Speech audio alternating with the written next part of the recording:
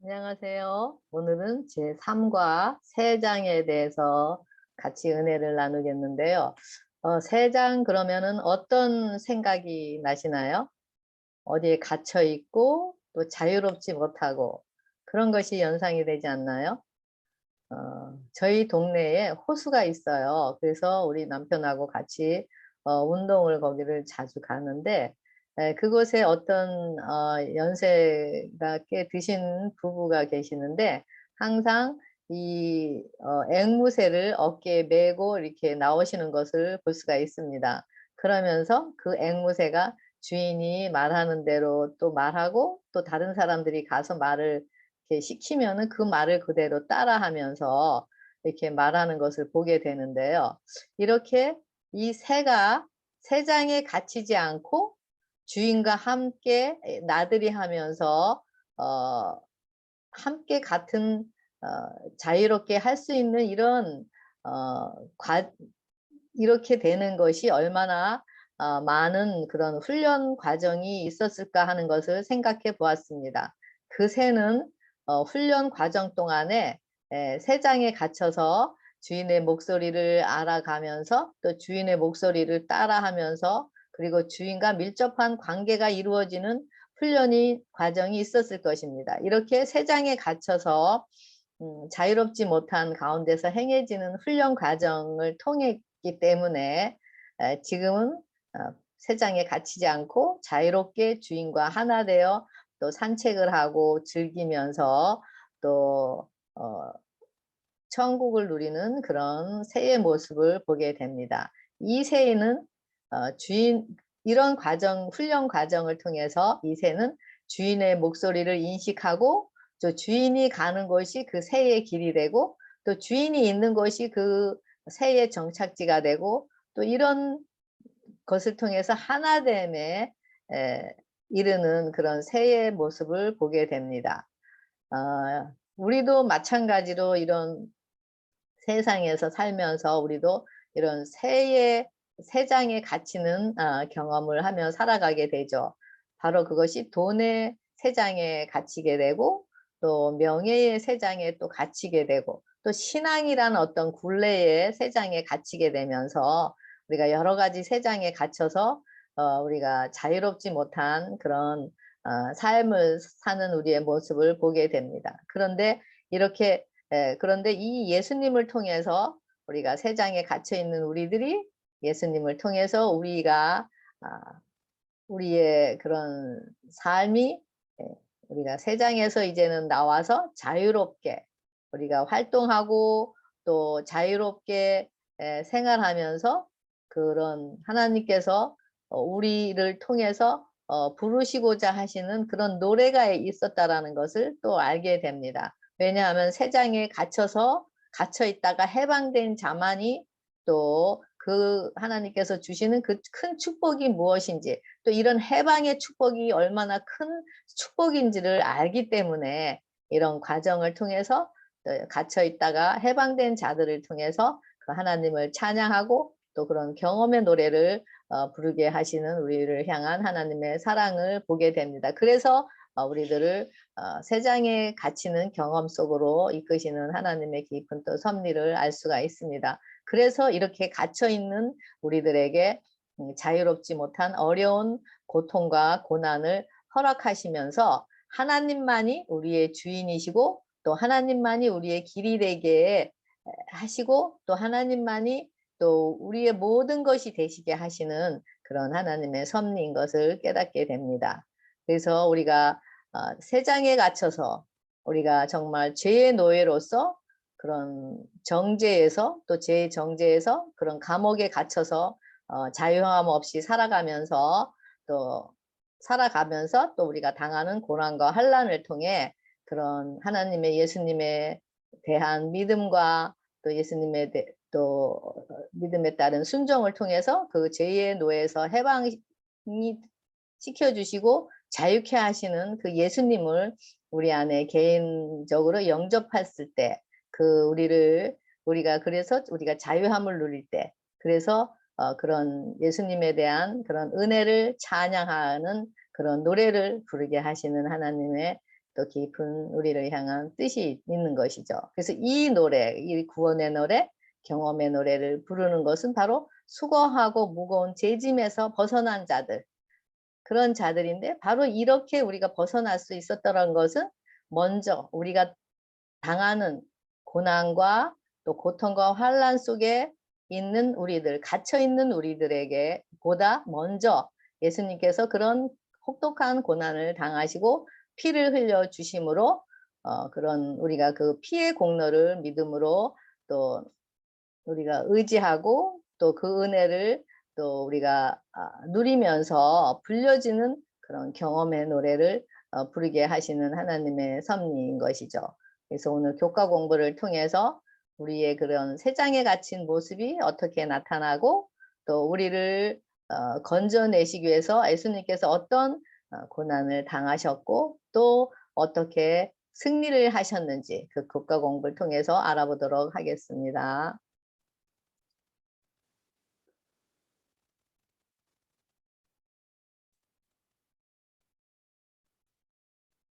네, 이번 주 기억절은 베드로전서 1장 6절. 그러므로 너희가 이제 여러 가지 시험을 인하여 잠깐 근심하게 되지 않을 수 없었으나 오히려 크게 기뻐하도다라고 되어 있습니다. 일요일 소지 막다른 길을 지나 약속의 땅으로, 막다른 길을 지나야만 우리 약속의 땅으로 임한다라는 의미가 되죠. 막다른 길이 어떤 것인가 한번 출애굽을 통해서 아니 이스라엘 백성들을 통해 홍해를 통해서 알아보도록 하겠습니다. 출애굽기 14장 3절에 이스라엘 백성들이 애굽을 떠나서 이제는 홍해 앞으로 왔는데 홍해 앞에 다다랐을 때 앞에는 홍해가 있고 옆에는 산이 있고 뒤에는 바로의 군대가 지금 쫓아오고 있습니다. 이런 상황에 접하게 되었습니다. 그래서 이런 상황을 통해서 이스라엘 백성들의 반응이 어땠냐 하면은 바로가 가까이 올 때에 이스라엘 자손들이 눈을 들어본즉 애굽 사람들이 자기 위에 미친지라. 이스라엘 자손이 심히 두려워하여 여호와께 부르짖고 그들이 또 모세에게 이르되 애굽에 매장지가 없으므로 당신이 우리를 이끌어내어 광야에서 죽게 하느냐라고 불평불만을 합니다. 이것이 바로 바로가 가까이 오매 이렇게 되어 있고요. 또 여기 전에는 14장 3절에는 바로가 그러면서 광야에 갇힌 바 되었다. 이스라엘 백성들이 광야에 이제는 갇힌 바 되었다. 바로 이제 바로가 이스라엘 백성들이 이제는 우리의 밥이다라고 하는 말과 똑같은 거죠. 이렇게 하나님께서 이스라엘 백성들을 막다른 골목으로 이끌려 가게 하는 것은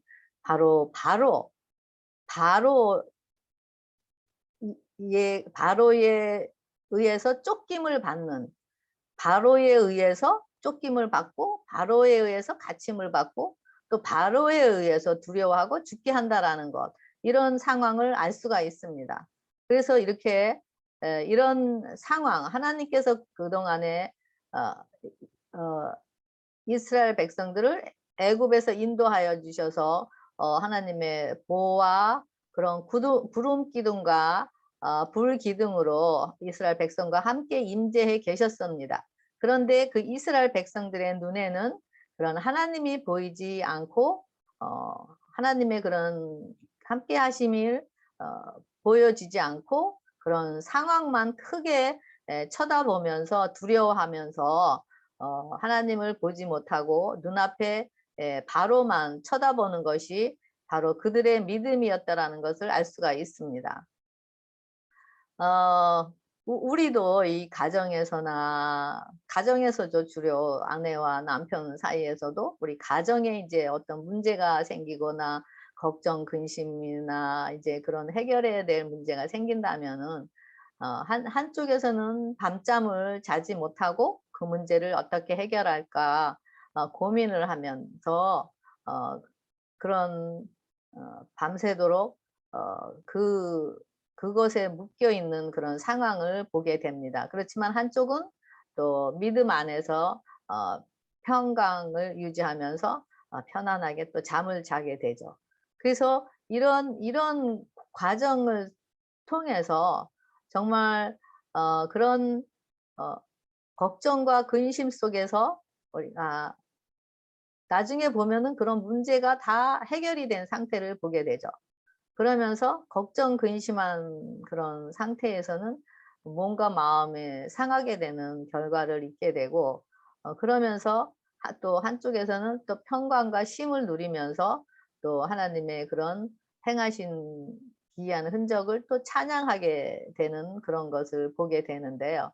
그래서 이렇게 마음속에 하나님 안에서 쉼을 누리게 되면서 평강을 누리게 되는 것은 바로 믿음으로 오는 또 그런 결과인 것을 볼 수가 있습니다. 그래서 이렇게 이런 이스라엘 백성들도 바로로 인해서 이렇게 두려워하고 죽게 하느냐 하면서 이렇게 쫓기는 과정을 통해서 바로 이런 죽음의 상황, 이렇게 진퇴양난인 그런 죽음의 상황으로 하나님께서 이끄시는 것은 바로 에레미야 17장 9절에 만물보다 거짓되고 심히 부패한 것이 사람의 마음이라고 이야기하였습니다. 왜냐하면 우리의 마음이 이렇게 심히 부패하고 이렇게 거짓된 우리의 마음이기 때문에, 다시 말하면 우리가 자아에 이끌리고 이런 보는 것으로 우리가 반응하는 자들이기 때문에 이런 죽음으로 이끄셔서 우리가 우리의 온전하게 우리 자신이 십자가에서 온전히 예수님과 연합하여 자신의 포기가 이르러 오게 하심으로 이런 믿음을 통해서 우리 안에 정결케 하는 믿음을 통해서 우리가 어떤 상황과 어떤 상태라 할지라도 그것을 두려워하지 않게 하는 그런 하나님의 섭리를 볼 수가 있습니다. 바로 이런 여기서 바로와 그런 군대는 여기서 죄를 상징하고 있죠. 사단인 죄를 상징하고 있는데요. 바로 이런 이런 상황을 통해서 우리가 진퇴양난에 그런 접했을 때, 이런 홍해의 앞에 와 있는 이런 이스라엘 백성들과 같은 상황에 접했을 때 우리가 하나님 앞에 이런 경험을 하고 난 후에 우리의 고백은 어떻게 되죠?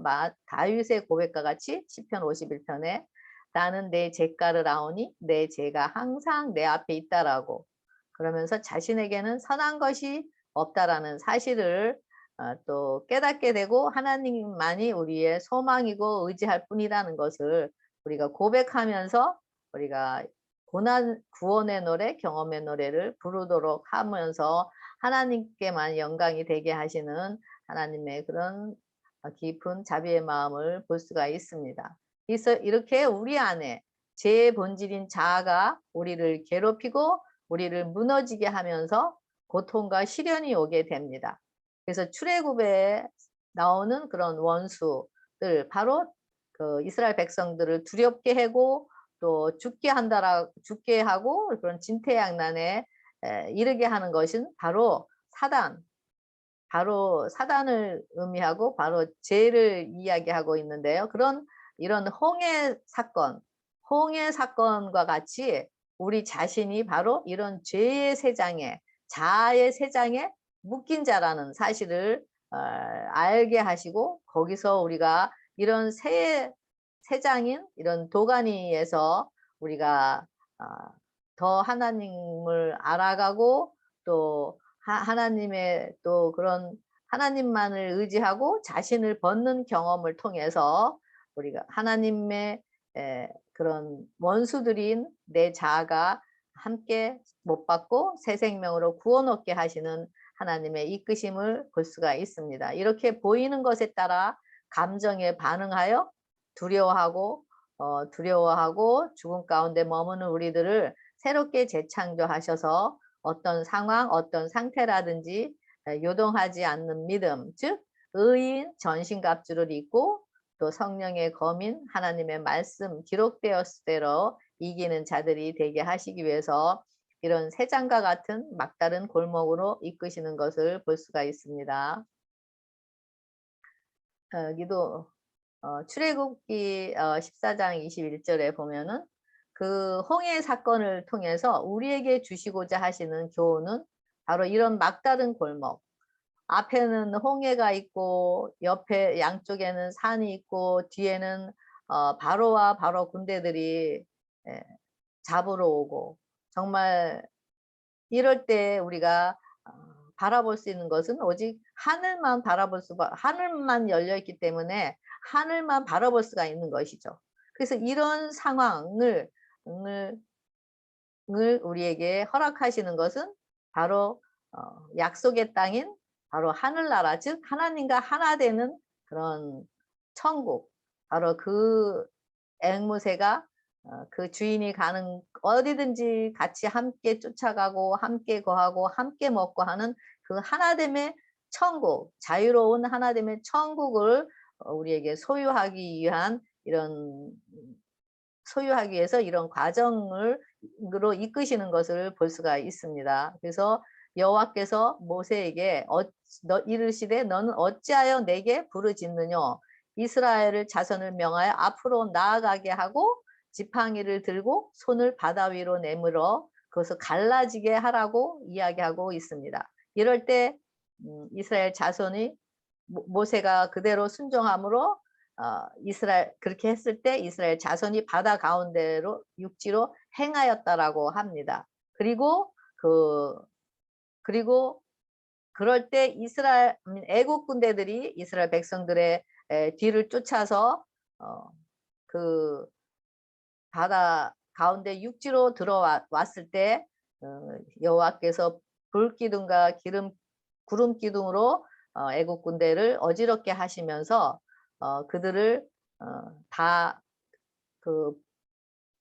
바닷속에 다시 모세가 손을 내밀어 바다 위로 내어 밀라고 하셔서 그래서 물이 넘침으로 병거들과 그 마병들 위에 다시 물이 흐르게 됨으로써 여기 보면은 여호와께서 사람들을 바다 가운데 엎으시니 물이 다시 흘러 병거들과 기병들을 덮되 그들의 뒤를 쫓아 바다에 들어간 바로의 군대를 다 덮고 하나도 남기지 않았다라고 이야기하고 있습니다. 여기서 그래서 이 하나님의 말씀이, 이 모세가 그대로 하나님의 말씀대로 순종하면서 그대로 행하였을 때 이런 원수들이 완전히 다 하나도 남기지 않고 다 물속에서 장사 지내고 몰살하는 것을 볼 수가 있습니다. 이런 상황이 어떤 것을 의미하죠? 바로 믿음으로 행하지 않는 것이 죄라고 하였는데요. 믿음은 오직 말씀에 대한 믿음, 그 말씀에 대한 믿음에 따른 순종으로 행했을 때 바로 우리 안에 죽음에 대한 두려움은 사라지게 된다라는 건데요. 우리에게 두려움은 오는 것은 바로 우리 자신이 자아가 살아있기 때문에 오는 것인데, 이런 과정을 통해서, 이런 홍해의 과정을 통해서 우리 자아가 죽고 없고 오직 예수님의 생명만이 우리 안에 주가 되실 때 우리는 그 믿음에 따른 순종으로 인해서 이제는 완전히 우리를 두려움을 주는 두려움의 권세는 이제 사라지게 되고, 이제는 예수님 안에서 이제는 평강과 쉼을 누릴 수 있는 이런 천국, 이런 것을 주시기 위한 하나의 교훈인 것을 볼 수가 있습니다.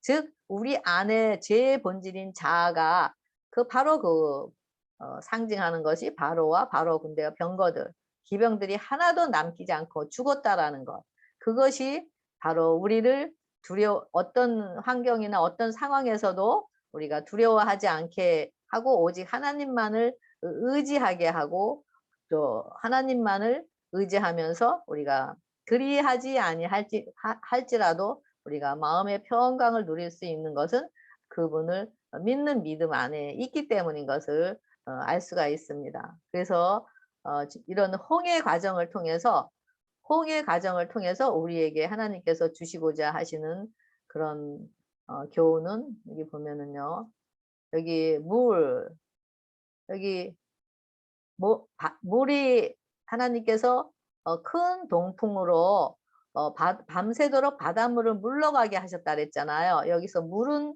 이제 침례를 의미하는데, 침례는 어떤 거죠? 우리 죄의 옛생애를 물에 잠그고 이제는 장사 지내고 다시 예수님의 생명으로 일어나는 것. 그것이 침례잖아요. 그래서 물은 침례를 의미하고, 그 다음에 여기 보면은 성령, 여기 보면은 큰 동풍으로 밤새도록 바닷물을 물러가게 하시나니 그랬어요. 그래서 이거는 성령은 동풍을 의미하고, 이럴 때 거듭남과 재창조가 일어난다라는 것을 이야기하고 있습니다. 그래서 이런 바로와 애국 군대들이 다 물속에서 장사 지냈어요. 물속에서 장사 지내고, 이렇게 장사 지내고, 그리고 하나도 남기지 않았다는 것. 죄가 이제는 다 장사 지내고 예수님의 생명으로 이제 일어났기 때문에, 이제 우리 속에는 예수님의 생명을 통해서 이제는 재창조함을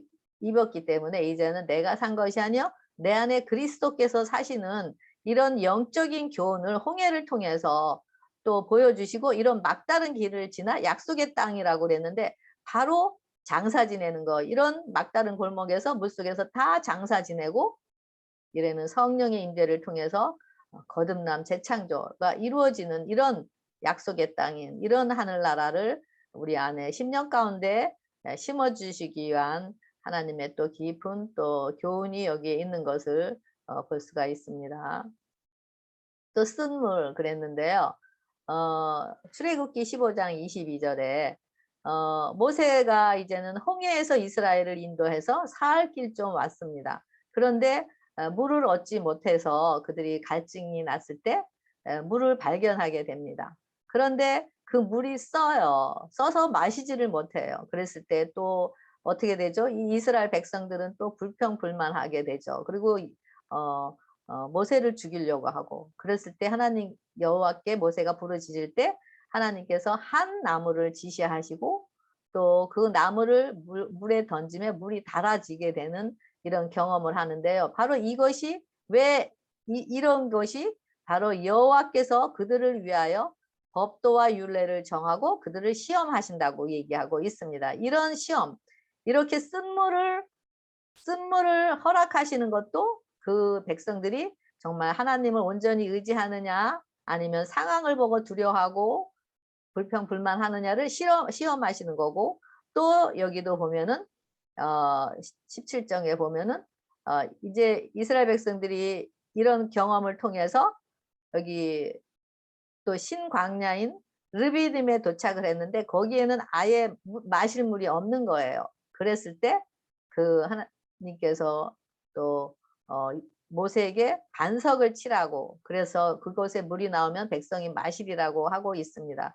이 사건 하나하나 보면은 하나님께서 말씀하시고, 그대로 또 모세가 그대로 행하고, 그러면은 모세로 순종하고 나갔을 때 또 그 일이 하나님께서 말씀하시는 것이 또 이루어지고, 이런 과정을 통해서 계속 말씀을 이루시고 명하심의 경고에서는 이런 과정이 나타나는 것을 보게 됩니다. 그래서 이런 과정을 계속 우리 개인적인 삶 속에서도 경험하게 되면은 그 하나님의 신실하심을 더 알아가게 되고, 그래서 하나님을 더 신뢰하게 되면서 우리가 어떤 상황에 닥치든지 간에 그 하나님께서 행하실 것을 믿는 믿음 안에 있기 때문에, 이런 상황이 생기더라도 불평불만하지 않고 평강 가운데서 자유함을 누리게 되는 거죠.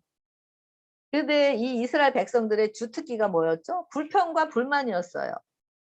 그들은 보이는 문제가 해결되면 금방 하나님을 찬양하고 또 감사를 하였다가, 또 다시 문제에 봉착하면 하나님을 원망하고 또 모세를 원망하면서 그 모세를 죽이려고 해요. 그러면서 어떻게 하죠? 그 애굽은 죄의 세상을 의미하는데 그 죄의 세상을 그리워해요.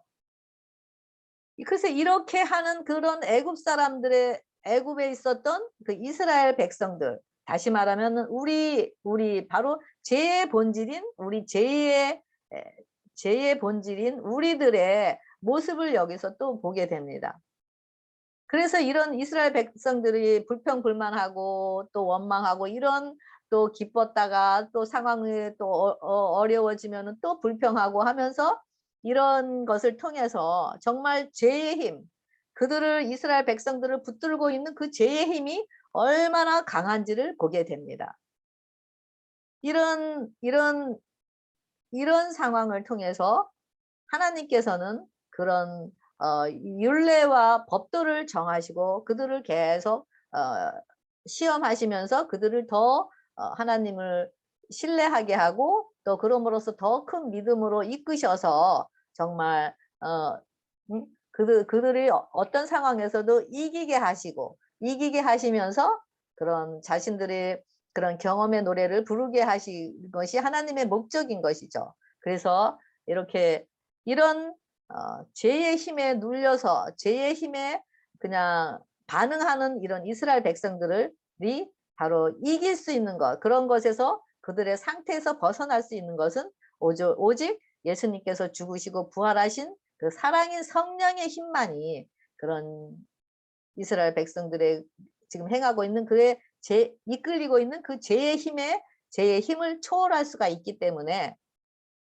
하나님께서 하나님 자신인 성령을 주시고자 하기 위해서 이런 막다른 그런 골목인 그런 홍해로 이끄시고 또 이런 쓴물을 허락하시면서 정말 이들이 하나님을 정말 진정으로 믿고 있는지 아니면은 여전히 그런 애굽의 그것을 그리워하면서 거기에 죄의 힘에 지금 아직까지도 거기에 반응하고 있는지를 하나님께서 시험하신다고 하였습니다. 근데 이때 이스라엘 백성들은 여기서 실패를 하게 되죠.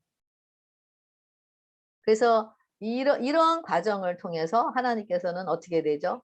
여기서 하나님과의 언약의 관계, 이런 과정을 통해서 그들의 믿음에 따른 말씀에 순종하는 자들로 하나님과의 언약의 관계가 이루어지도록 하시는 하나님의 마음을 보게 됩니다.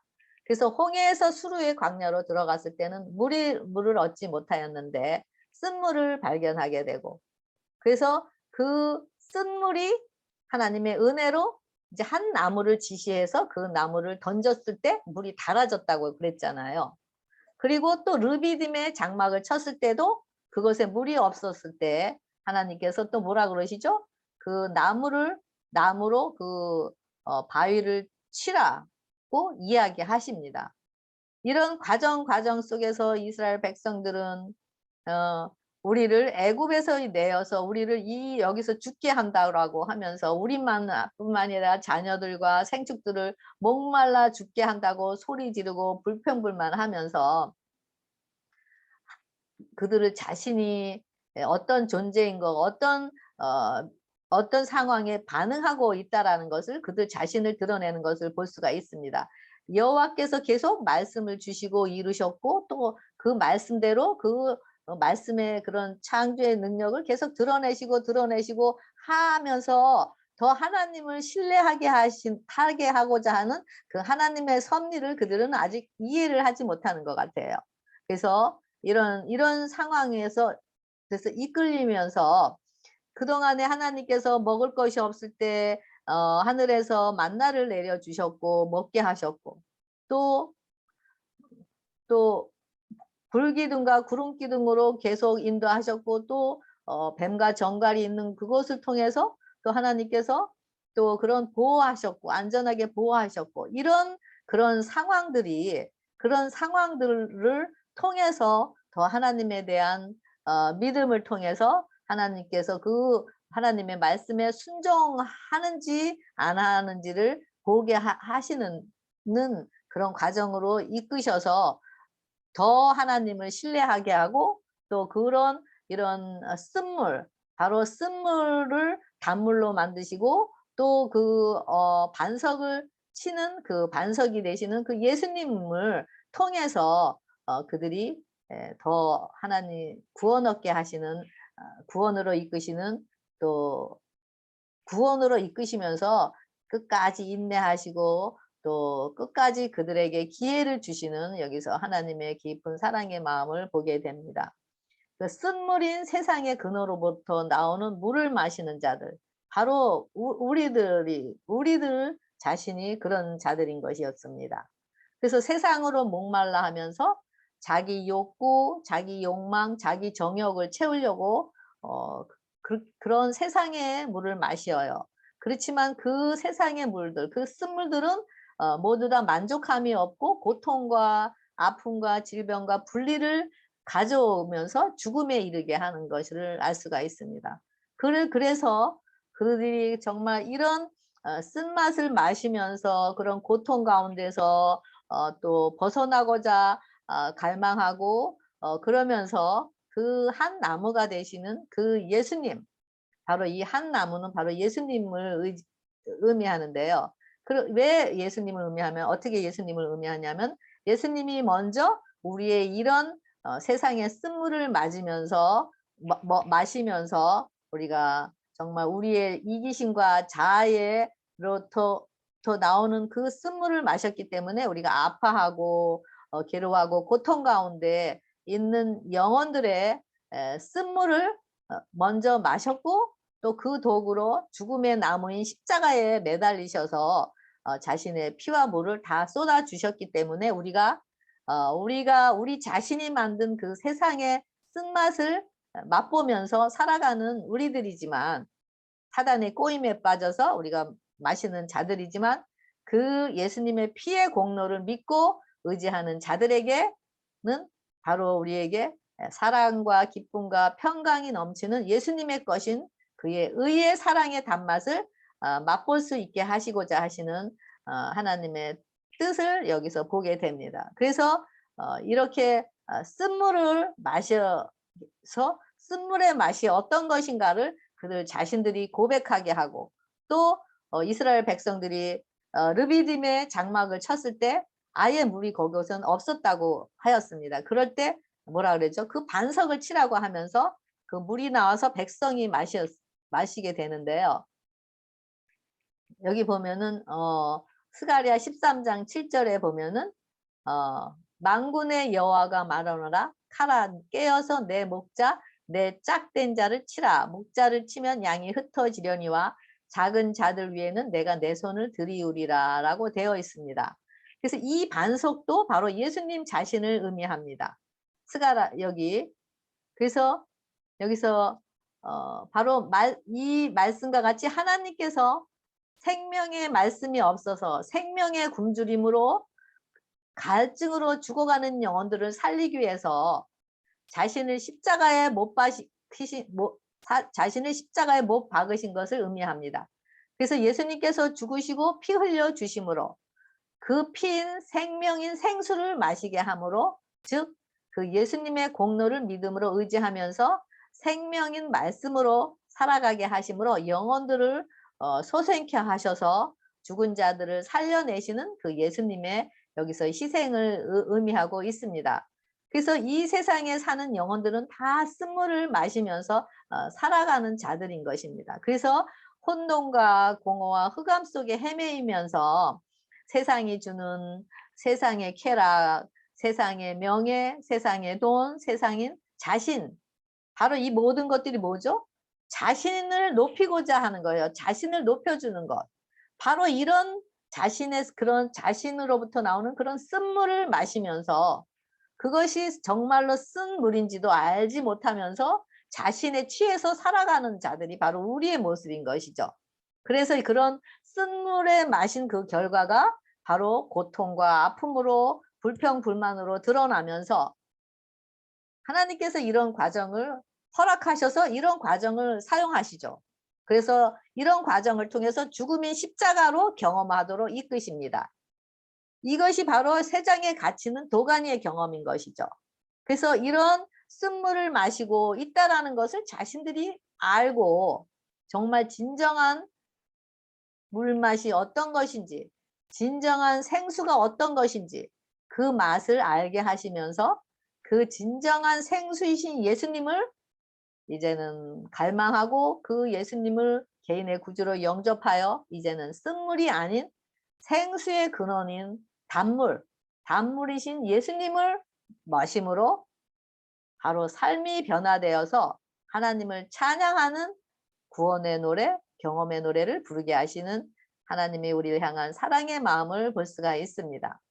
그래서 예수님께서 우리에게 이런 단물인 생수가 되기 위해서 먼저 하나님으로부터 맞으시고 우리의 죽음을 죽으시고 대신 피를 흘려 주셨습니다. 그래서 그 예수님을 우리 10년 가운데 받아들이는 자들에게는 단물에 마신 행복과 평강과 의와 거룩함을 경험하는 자들이 되게 하신 것입니다. 그래서 이런 자들, 바로 이 3분의 2는 멸절하고 3분의 1은 거기 남으리라 했는데, 여기 3분의 1은 바로 뭐라 그랬죠? 은같이 연단하며 금같이 시험한 자들이라고 그랬습니다. 그래서 이렇게 불순물이 빼어진 자들, 다시 말하면 이런 도가니에서 정결케 된 자, 예수님의 형상으로 정결케 된 자들을 이야기하고 있는데요. 그들이 어떻다라 그랬죠? 내 이름을 부르리니 내가 그들을 들을 것이요. 그러면서 뭐라 그러죠? 이는 내 백성이라 할 것이요. 그들은 말하기를 여호와는 내 하나님이라. 여기서 보면은 새 언약을 이루어지죠. 새 언약인 사랑의 관계, 하나님과의 하나 되는 그런 관계가 이루어지는 것을 볼 수가 있습니다. 그래서 이렇게 이런 아들을 바로 십자가에 못 박게 하심으로써 많은 영혼들을 하나님께로 돌이키고자 하시기 위해서 이런 쓴물의 맛을 보게 하시는 또 하나님의 자비의 마음을 볼 수가 있습니다. 그래서 이렇게 이스라엘의 남은 자들, 즉 작은 자들, 여기 작은 자라는데 바로 남은 자들이 어떤 자라 그랬죠? 금방 은같이 연단하여서 금같이 시험한 돌, 바로 정결한 자들, 그러니까 자들을 이야기하는데, 그들을 바로 그렇게 해서 그들이 예수님께로 돌아와서 그들을 통해서 구원과 회복의 노래를 부르게 하기 위한 것. 그래서 에레미야 31장 33절에 그들은 나의 하나님이 되고 그들은 내 백성이 될 것이다 한 그런 여호와의 말씀이 이루어지는 그거를 이제 이야기하고 있습니다. 그것을 이루어지겠다라고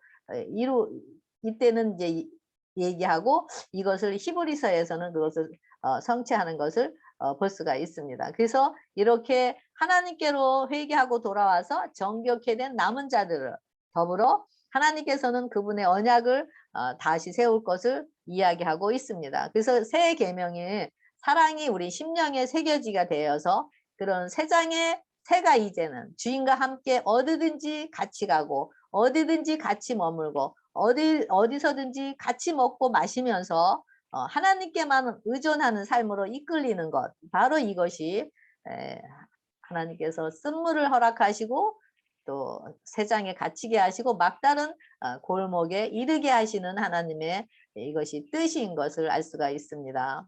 그래서 우리가 쓴물과 또 이런 막빠진 홍해와 이런 경험을 통해서 이런 걸 허락하신 것은 그 전에 이미 바로 하나님께서, 예수님께서 광야에서의 또 대쟁투에서 승리하신 그런 경험이 있었다라는 것을 알 수가 있습니다. 예수님께서 성령의 충만함을 입어 요산강에서 돌아오사 광야에서 40일 동안 성령에게 이끌려 마귀에게 시험을 받으시러다 그랬는데요. 예수님께서 우리는 죄인의 본질이기 때문에 죄를 장사 지내고 다시 예수님의 생명으로 부활하는 그런 침례의 의식을 하지만은, 예수님께서는 죄 없으셨지만은 우리의 모본이 되시기 위해서 침례를 받으셨습니다. 그리고 침례를 받으시고 물에서 올라오실 때 하늘에서 하나님으로부터 이는 내 사랑하는 아들이요 내 기뻐하는 자라고 하시면서 예수님의 성령이 충만히 비둘기같이 성령이 충만히 임하면서 그런 성령의 충만함을 받아서 이제는 요단강으로 오셨을 때 성령에 이끌려 광야로 가셨는데, 그럴 때 사단이 예수님을 이제는 공격하기 위해서 만반타세를 준비하고 기다리고 있습니다. 그러면서 그래서 이제는 광야에서 40일 동안 하나님과 사단과의 큰 대쟁투가 여기서 일어나는 것을 볼 수가 있습니다. 그래서 여기서 40일간을 금식하셨다고 그랬는데요. 예수님이 40일간 금식하셨다라는 것은 정신적으로 육체적으로도 인간이 견딜 수 있는 한계까지, 즉 죽음의 상태에 이르렀다는 것을 알 수가 있습니다. 그래서 사단은 이런 예수님의 상태를 보고 자신은 예수님을 정복할 수 있는 절호의 찬스라고 생각을 하였습니다. 사단이 우리를 넘어뜨리게 하고 우리를 우리에게 가장 쉽게 다가오는 것이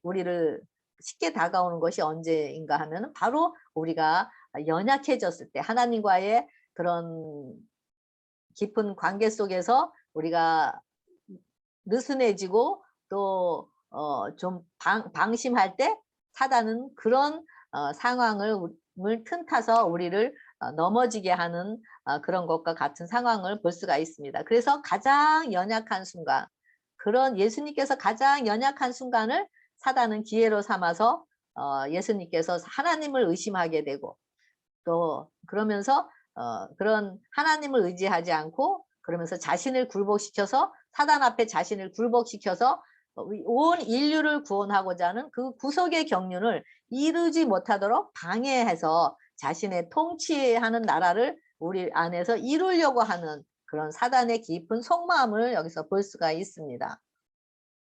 하지만 예수님께서는 그런 예수님의 무기는 뭐였죠? 바로 기록되었으되라는 그 하나님의 입에서 나오는 모든 말씀으로 모든 사단의 유혹을 물리치시면서 결국엔 사단과의 투쟁에서 예수님께서 승리하신 것을 보게 됩니다. 그래서 이런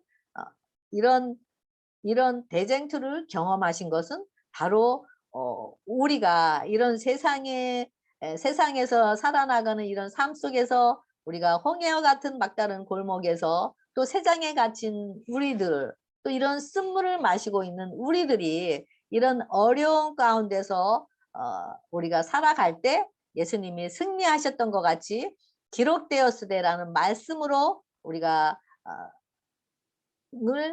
그 무기를 사용해서 우리도 승리케 하시기 위해서 먼저 우리들 자신을 하나님의 생명으로 재창조하시고, 이런 무기를 사용해서 우리도 믿음과 순종으로서 예수님께서 견디신 그런 시험에 견디신 것 같이 우리도 승리케 하시는 하나님의 깊은 사랑의 마음을 볼 수가 있습니다. 근데 우리가 그런 시련의 도가니에 빠지게 되면 우리는 종종 우리가 하나님께서 마련하신 이런 광야의 길이라든가 이런 도가니라든가 세장 안에서 우리는 정결케 되기보다는 좌절하고 낙담하면서 이런 우리가 그런 단련되는 그것을 포기하는 경우도 많이 있는 것을 보게 됩니다. 그러나 우리 예수님의 이런 그런 이기심이 우리의 이기심이 되도록 우리가 예수님을 소유했을 때 우리는 그 예수님의 그런 통치의 말씀의 능력을 통해서 우리도 넉넉히 우리에게 이르러 오는 모든 그런 상황들을 이기고, 또 우리 안에 승리로서 우리가 자아도 우리가 성령의 능력으로 이기면서 우리가 넉넉히 또 하나님 안에서 참 쉼과 평강을 누릴 수 있다라는 것. 그래서 우리가 어떤 시험이라도 요동하지 않고 두렵게 하지 않는 그런 자들이 되기 위해서 이렇게 예수님께서 이렇게 우리의 그런 실패의 대가를 이미 지불하셨고, 그리고 우리가 당할 그런 가혹한 시련을 통과하셨다라는 그런 하나님의 깊은 사랑의 마음을 볼 수가 있습니다.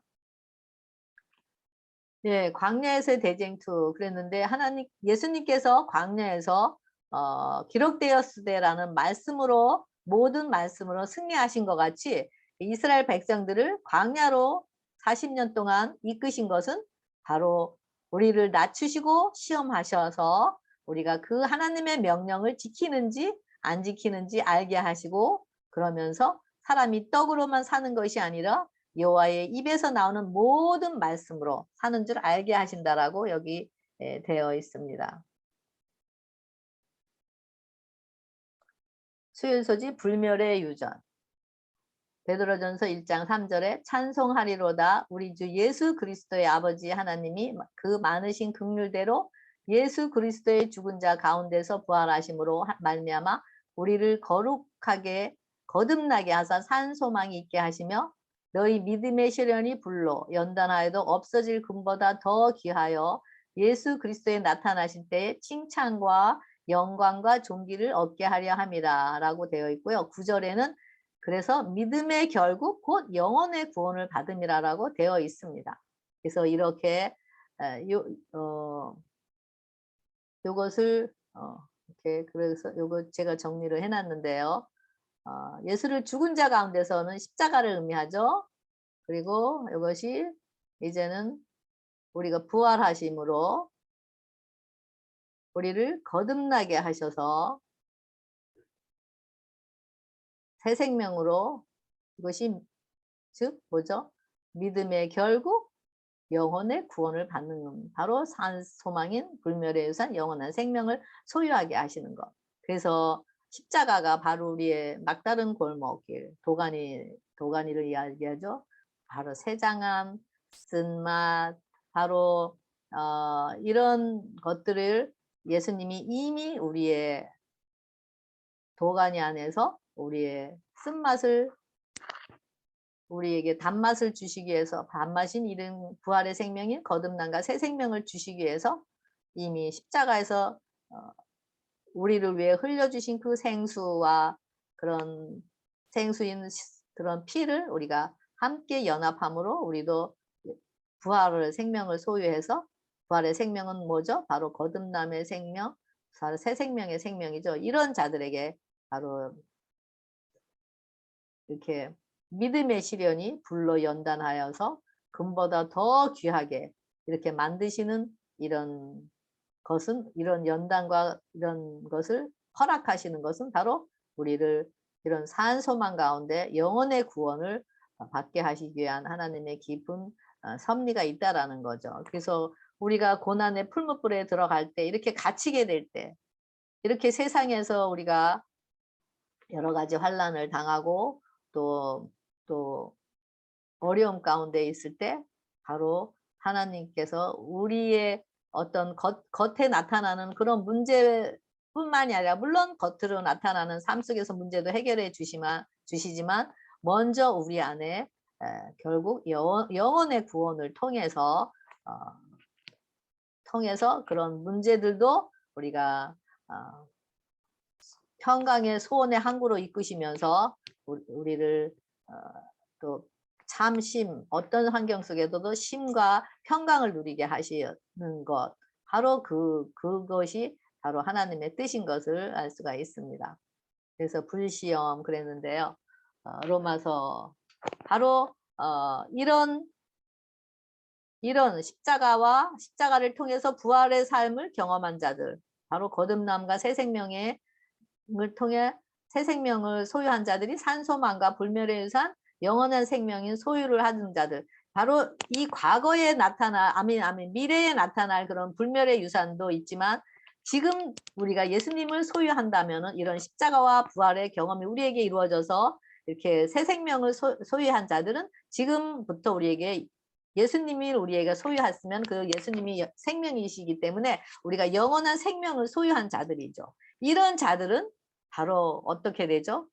그리스도의 사랑이 우리를 끊을 수 없다라는 거죠. 반란이나 고통이나 핍박이나 기근이나 적신이나 위험이 우리에게 닥친다 할지라도 우리가 또 종일 주를 위하여 죽임을 당케 되고 또 도살할 양같이 여김을 받는다 할지라도 우리는 우리 안에 계신 우리를 사랑하시는 우리와 하나 되신 그 사랑하시는 예수님을 통해서 우리가 넉넉히 이긴다라고 얘기하고 있습니다. 그리고 다른 아무 피조물이라도 우리를 주 예수 그리스도 안에 있는 하나님의 사랑에서 끊을 수 없다라고 이것이 우리의 노래가 되는 것이죠. 이럴 때 우리가 그래서 이런 감사의 찬양과 노래 바로 이것이 우리의 경험의 노래가 지금 이 땅에서 우리가 승리한 자들의 경험의 노래가 되고 이것이 바로 14만 4천이 유리바닷가에서 부를 이런 경험의 노래인 것입니다. 그래서 우리에게 이런 경험의 노래를 부르기 위해서 우리를 여태까지 불시험을 허락하게 하시면서 우리를 정결케 하셔서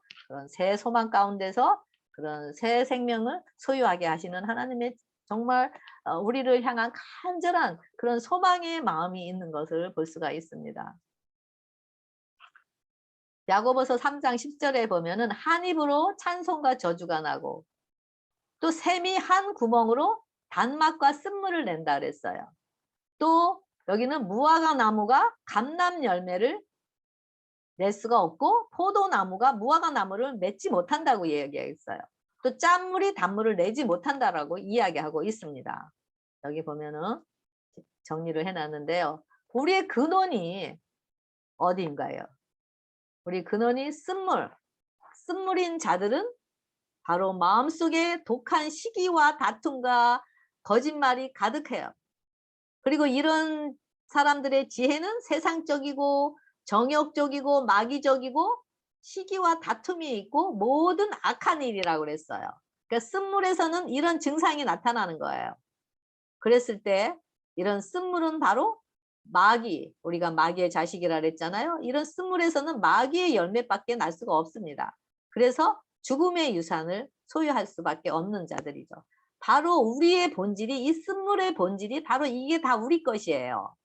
그렇지만 우리가 예수님의 십자가를 통해서 우리가 단물, 예수님의 그런 피의 공로를 우리가 의지하면서 우리 안에 믿음으로 우리 것이 중보로서 우리 것이 되었을 때 단물, 그 예수님의 피를 통해서 우리는 단물을 마시게 되는데, 이런 자들은 바로 위로부터 오는 지혜인 성결과 화평과 관용하고 양순하고 긍휼과, 또 이런 자들은 선한 열매가 가득하다 그래요. 그래서 화평케 하는 자들이라 그래요.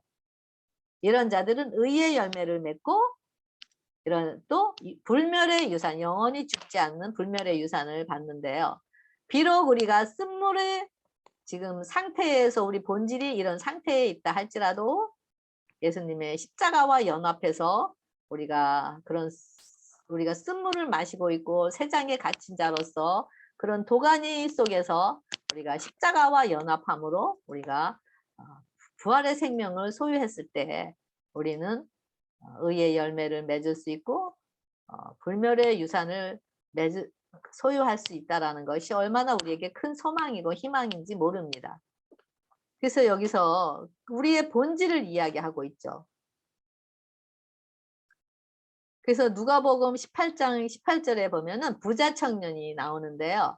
부자 청년이 예수께 찾아와서 선한 선생이여 내가 무엇을 하여야 영생을 얻으리까라고 물어봐요. 그럴 때 이 부자 청년은 자신은 예수님께 칭찬받을 것으로 생각을 하고 아주 자신 있게 예수님께 가서 물어봤습니다. 그랬을 때 예수님께서 뭐라 그러죠?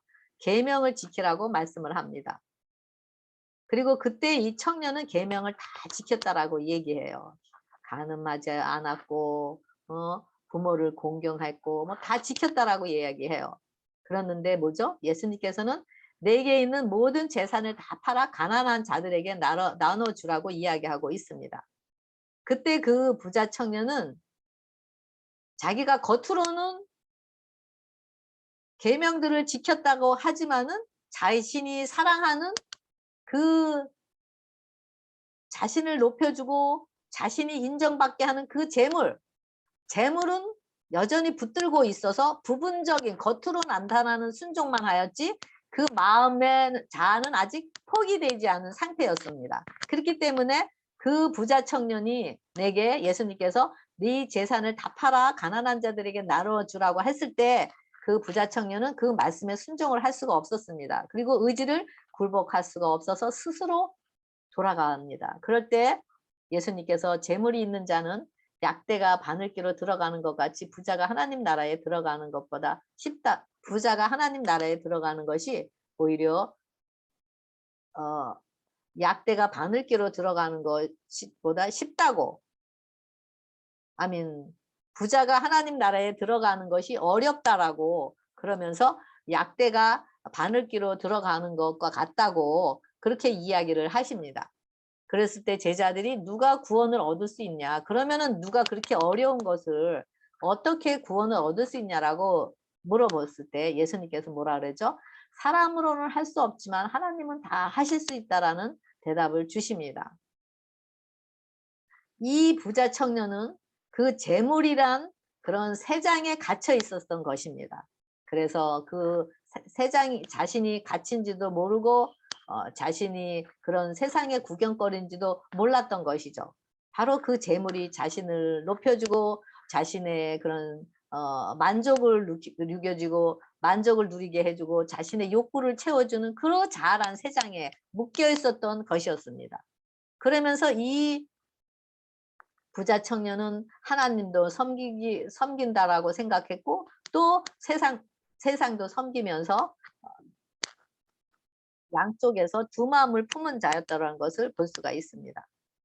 그래서 우리가 이렇게 우리가 하나님의 선한 일을 한다고 하나님의 뜻대로 살아간다고 하면서도 우리의 심령은 여전히 내가 원하는 것을 붙들고 있으면서 그런 쓴물의 근원을 마시고 살아가는 것이 바로 우리의 본질인 것을 알 수가 있습니다. 그래서 이런 우리는 바로 마귀의 열매인 죽음의 유산을 얻은 자들인 것입니다. 그런데 우리가 이런 예수님께서 정말 우리가 스스로는 정말 굴복할 수도 없고 스스로 우리가 이렇게 우리가 너무 부요해갖고 우리 자신이 우리 자아로 인해서 너무너무 부요해져 있기 때문에 우리 자신의 부요함으로서는 절대 이 부자 청년과 같이 우리의 의지를 굴복시킬 수도 없고 하나님의 말씀에 순종도 할 수 없는 자들이었던 것입니다.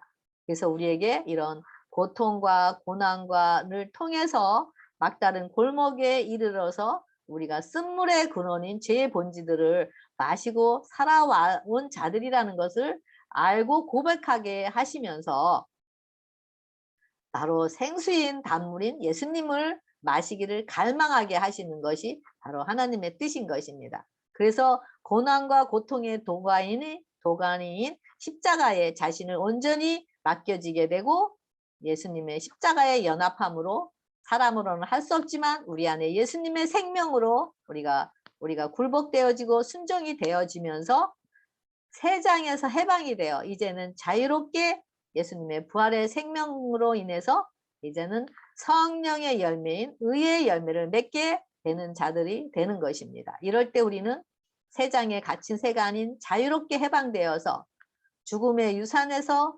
불멸의 유산을 소유한 자로서 사라지게 되는 것입니다. 이 모든 것들이 예수님의 십자가와 부활의 사건이 우리 각자에게 이르러 오게 하셔서 하나님께서 사용하시는 바로 도구가 고난과 고통의 도가니인 것이었습니다. 그래서 우리가 매일 또 생명의 말씀을 우리가 다 지금 나누고 있잖아요. 바로 그것은 우리의 상태가 어떤 상태인지 어떤 가운데 있다라는 것을 바로 알려주는 거울인 것입니다. 그래서 우리가 성령으로 이 사실들이 우리에게 다가와서 이런 우리의 상태를 스스로 해결할 수 없다라는 것을 알게 하시고 그리고 하나님께 우리 자신을 맡기면서 우리가 회개하고 믿음으로 사랑의 역사를 이루어 가게 하시는 하나님의 깊은 마음을 볼 수가 있습니다. 하나님과 하나됨의 천국, 자유롭게 활동할 수 있는 그 천국, 바로 그 유산, 불멸의 유산인 그 영생의 생명을 받아 누리게 하시고자 하셔서 우리의 불시험인 바로 진퇴양난으로 이끄시는 하나님의 뜻인 것입니다. 우리가 지금 어떤 상황에 있든지 우리가 많은 정말 같지 않은 여러 가지 어려움 속에서 우리가 정말 이런 상황에 접해 있는 자들도 있을 것입니다. 이런 믿음의 시련이 정말 우리가 온전한 모든 말씀으로 살아가고 있는지를 바로 영원한 생명의 말씀으로 살아가고 있는지 그래서 우리가 하나님만을 의지하고 있는지 그래서 그 안에서 우리가 자유함과 평강을 누리고 있는지를 바로 하나님께서 우리를 시험하시는 것이라고 이야기하고 있습니다. 그래서 이런 과정을 통해서 매일 이런 말씀이 나의 믿음이 되고 또 이 말씀이 나의 회개가 되고 또 나의 각자의 경험으로 이루어지면서 우리가 하나님과의 하나됨의 참 안식의 열매를 통해서 우리가 하나님의 우리를 구원하신 그 경험의 노래를 부르는 여러분과 제가 되길 바라면서 우리 교과 공부를 모두 마치겠습니다. 감사합니다.